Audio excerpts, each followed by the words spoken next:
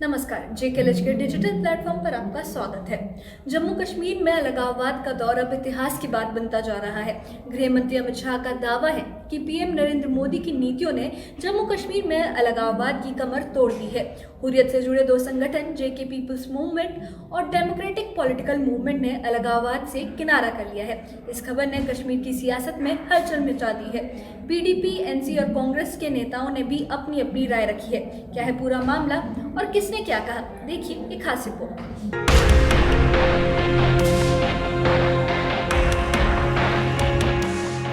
गृह मंत्री अमित शाह ने कहा है कि जम्मू कश्मीर में अलगाववाद अब दम तोड़ रहा है। सोशल मीडिया प्लेटफॉर्म एक्स पर उन्होंने लिखा कि पीएम मोदी की नीतियों से कश्मीर में शांति और स्थिरता का नया दौर शुरू हुआ है। शाह ने बताया कि हुर्रियत से जुड़े जेके पीपल्स मूवमेंट और डेमोक्रेटिक पॉलिटिकल मूवमेंट ने अलगाववाद से नाता तोड़ दिया है। इसे भारत की एकता के लिए बड़ा कदम बताते हुए उन्होंने सभी संगठनों से अपील की कि वे इस रास्ते को पूरी तरह छोड़ दें। शाह के इस बयान से कश्मीर की सियासत गर्म हो गई है। पीडीपी नेता वहीद पर्रा ने कहा कि कश्मीर का मसला जनता को साथ लिए बिना हल नहीं हो सकता। उन्होंने सरकार की नीतियों पर सवाल उठाते हुए कहा कि सिर्फ बयानबाजी से काम नहीं चलेगा। अमित शाह ने अभी ट्वीट किया है। उन्होंने कहा कि दो पॉलिटिकल जो सेपरेटिस्ट पार्टीज हैं, और उन्होंने नाम भी दिया है, मैं नाम बता दूं आपको, जिसमें उन्होंने कहा कि जेएंडके पीपल्स मूवमेंट और डेमोक्रेटिक पॉलिटिकल मूवमेंट, इन आतंकवादी संगठनों ने सेपरेटिज्म को शन किया है और मेन स्ट्रीम में आने का फैसला किया। वो कहते हैं कि सेपरेटिज्म का रूट ही खत्म हो रहा है। मैंने अभी ये ट्वीट आप ही से सुना, I will read it, I don't know what it is about. तो ये तो उनका एक पॉलिसी है। हम ये कहना चाहते हैं कि जम्मू कश्मीर की आवाम की इन्वॉल्वमेंट से, इंक्लूजन से और बातचीत से जम्मू कश्मीर की में अमन भी आ सकता है।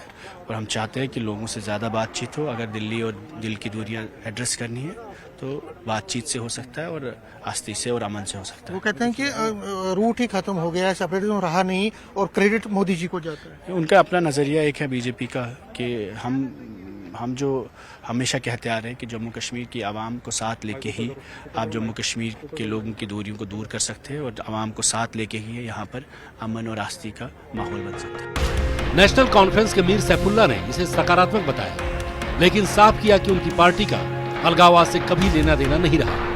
उन्होंने कहा कि अगर कश्मीर में हालात सुधर रहे हैं तो ये स्वागत योग्य है। अच्छी बात है। अगर जो सेपरेटिज्म के साथ थे पहले, वो अगर मेन स्ट्रीम में आएंगे तो अच्छी बात है। मेन स्ट्रीम में आना तो अच्छी बात है। अगर ऐसा होगा तो वो भी ठीक है।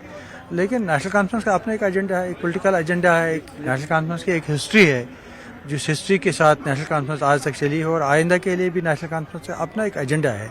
स्टेट के हवाले से, 35A के हवाले से, 370 के हवाले से, अपने स्पेशल स्टेट्स के हवाले से नेशनल कॉन्फ्रेंस अपने एक एजेंडा है। हम उसी एजेंडा पर चल रहे हैं। बाकी हमें सेपरेटिस्ट के साथ, न सेपरेटिस्ट के साथ वास्ता है, न सेपरेटिज्म के साथ कोई वास्ता है। बीजेपी इसे अपनी नीतियों की जीत मान रही है। नेता प्रतिपक्ष सुनील शर्मा ने कहा कि गृह मंत्री शाह का विजन और मोदी सरकार की रणनीति रंग ला रही है। लोग अब मुख्य धारा से जुड़ रहे हैं और अलगाववाद को अलविदा कह रहे हैं।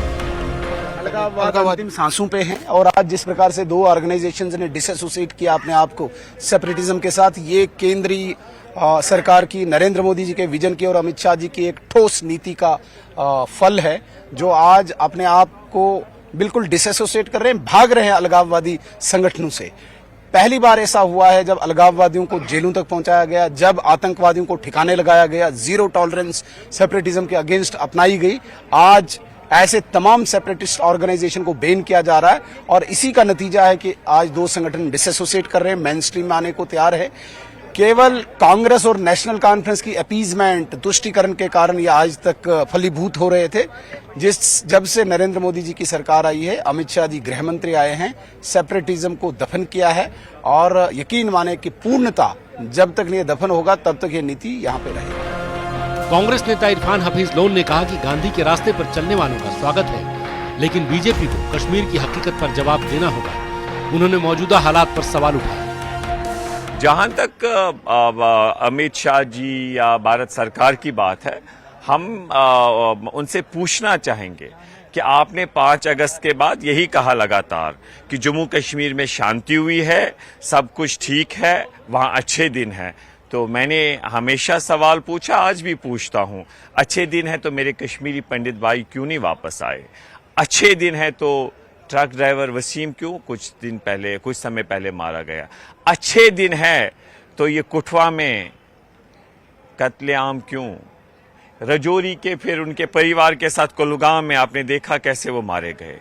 मेरा वो हिमायन साहब डीएसपी क्यों मारा गया। कश्मीर में अलगाववाद कमजोर पड़ रहा है, सरकार इसे अपनी कामयाबी बता रही है तो विपक्ष जनता को साथ लेने की बात कह रहा है। संगठनों का अलगाव से पीछे हटना एक बड़ा संकेत है, लेकिन क्या ये बदलाव टिकेगा?